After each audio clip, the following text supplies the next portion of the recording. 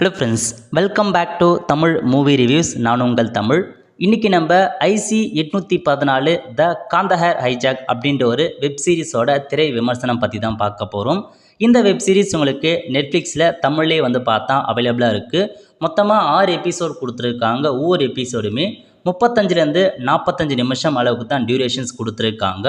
So நீங்கள் பார்த்தா ஒரு 4 ஹவர்ஸ்க்குள்ளே இந்த ஒரு ஃபுல் வெப்சீரிஸ் நீங்கள் பார்த்து முடிச்சிடலாம். இது முழுக்க முழுக்க ஒரு ரியல் ஈவெண்ட், உண்மை சம்பவத்தை நடந்த அப்படியே பார்த்தா வெப்சீரிஸாக மேக் பண்ணியிருக்காங்க. காந்தஹர் ஹைஜாக் இது முழுக்க முழுக்க ஹைஜாக் பற்றின கதை தான். ஸோ இப்போ நம்ம கதைக்குள்ளே போகலாம். ஓகே, ஸோ கதையோட ஸ்டார்டிங்கை பொறுத்த வரைக்கும் நிறைய ஆஃபீஸர், அதாவது பார்த்தீங்கன்னா மினிஸ்டர் ஆஃப் எக்ஸ்டர்னல் அஃபேர்ஸ், அந்த மாதிரி எல்லா ஆஃபீஸரையுமே காமிக்கிறாங்க. ஒரு இடத்துல மட்டும் நிறைய முஸ்லீம்லாம் பார்த்தா கூடி பேசி எங்கேயோ பிரச்சனை நடக்க போகுதுன்றத ஒரு ஆஃபீஸருக்கு தெரிய வருது. அந்த ஆஃபீஸர் பார்த்தா மேலிடத்துல அந்த தகவலை தெரிவிக்கிறாங்க. பட் இருந்தாலும் அவங்க பார்த்தா அதை கண்டுக்காமல் விட்டுடுறாங்க. ஸோ ஸ்டார்டிங்லேயே பார்த்தா ரொம்ப வழவழன்னு இழுக்காமல் டேரெக்டாக அந்த போகிற ஃப்ளைட்டை பார்த்தா ஹைஜாக் பண்ணிடுறாங்க. ஒரு சில கும்பல், ஒரு 4-5 பேர் இருக்க, 4-5 பேர் சேர்ந்து ஒரு ஃப்ளைட்டை ஹைஜாக் பண்ணுறாங்க. ஓகே, ஸோ அந்த ஹைஜாக் எப்படி பண்ணுறாங்க, ரொம்ப ஷார்ட்டாக தான் முடிச்சிருக்காங்க. ரொம்ப ப்ரீஃபாலாம் எக்ஸ்பிளைன் பண்ண கிடையாது. டேரெக்டாக ஹைஜாக் பண்ணிடுறாங்க.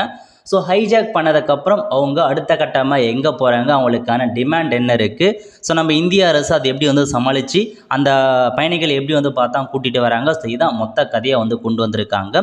ஸோ ரொம்ப பார்த்தா ஒரு நீடான ஒரு ஸ்டோரி, நீங்கள் தெரிஞ்சிக்க வேண்டிய ஸ்டோரினே சொல்லலாம். ஸோ இதில் பாசிட்டிவ் என்ன அப்படின்னு பார்த்தீங்கன்னா, அந்த ஹைஜாக் பண்ணதாக இருக்கட்டும், அதுக்கப்புறம் ஹைஜாக் பண்ணி பல்வேறு இடங்களில் பார்த்தா கூட்டிகிட்டு போவாங்க. ஸோ அந்த ஒரு இடத்துல ஃப்ளைட் லேண்ட் ஆகுதுன்னா அந்த லேண்ட் ஆகிறதுக்கு எப்படி பர்மிஷன் வாங்குறாங்க, அதுக்கு இந்திய அரசு என்ன வேணால் வழிமுறை பண்ணுறாங்க, இதெல்லாம் கண்டிப்பாக கொஞ்சம் சுவாரஸ்யமாக போகும். முக்கியமாக அந்த ஃப்ளைட்டு லேண்டிங் எப்படி ஆகுது, எப்படி மூவ் ஆகுது, கண்டிப்பாக அதெல்லாம் சூப்பராகவே நல்லா ஒரு கேமரா ஒர்க் மூலமாக பக்கவாக தான் கொண்டு போயிருக்காங்க. ஸோ முக்கியமாக சொல்லப்போனால் அந்த கேப்டன் இருக்கார் பாருங்க, ஃப்ளைட்டோட கேப்டன், அவரும் நல்லா ஸ்கோர் பண்ணியிருப்பார். ஏன்னா அவர் தான் முழுக்க முழுக்க எல்லாரையுமே பார்த்தா பத்திரமா கூட்டிகிட்டு போகிற ஒரு ஹானஸ்ட் ஹம்பிள் பர்சனே சொல்லலாம். ஓகே, ஸோ ஃப்ளைட் பொறுத்த வரைக்கும் நிறைய இடங்களில் பார்த்தா லேண்ட் ஆக பார்க்கும், ஒரு சில இடத்துல லேண்ட் ஆக முடியாத போகும், பல்வேறு இடங்கள் பார்த்தா லேண்டை போயிட்டே இருக்கும். கிட்டத்தட்ட ஹைஜாக் பார்த்தா 9 நாட்கள் வரைக்கும் அந்த ஃப்ளைட்லேயே தான் அவங்க கண்டிப்பாக இருப்பாங்க. இதெல்லாம் சுவாரஸ்யமாக தான் கொண்டு போவாங்க. ஸோ அதுக்கப்புறம் கவர்மெண்ட் எப்படி காப்பாற்றுறாங்க, அவங்க பொலிட்டிஷன்லாம் தாண்டி எப்படி காப்பாற்றினா தான் மொத்த கதையாக கொண்டு போயிருக்காங்க. இதில் பாசிட்டிவ் பொறுத்த வரைக்கும் ஓரளவுக்கு நீங்கள் டீசென்டபுளாக பார்த்தா வாட்ச் பண்ணலாம், உங்களுக்கு போர் அடிக்காமல் தான் இருக்கும். இதனுடைய மைனஸ் என்ன, நெகட்டிவ் என்ன அப்படின்னு பார்த்தீங்கன்னா, உங்களுக்கு அந்தளவுக்கு ரொம்ப விறுவிறுப்பாக நீங்கள் த்ரில்லிங்கால் எதிர்பார்க்க முடியாது.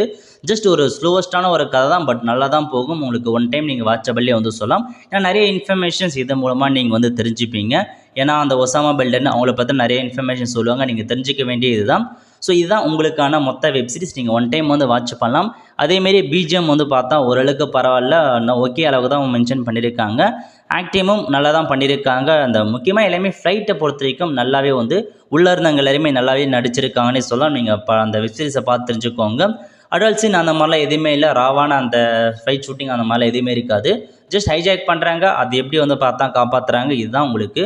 ஸோ ஒரு ஸ்டோரியாக கொண்டு போயிருக்காங்க. ரியல் ஈவெண்ட் ஸ்டோரி கண்டிப்பாக இப்படி தான் எடுத்தாகணும், வேறு எதுவுமே எடுத்து எக்ஸ்ட்ரா ஆட் பண்ணலாம் எடுக்க முடியாது.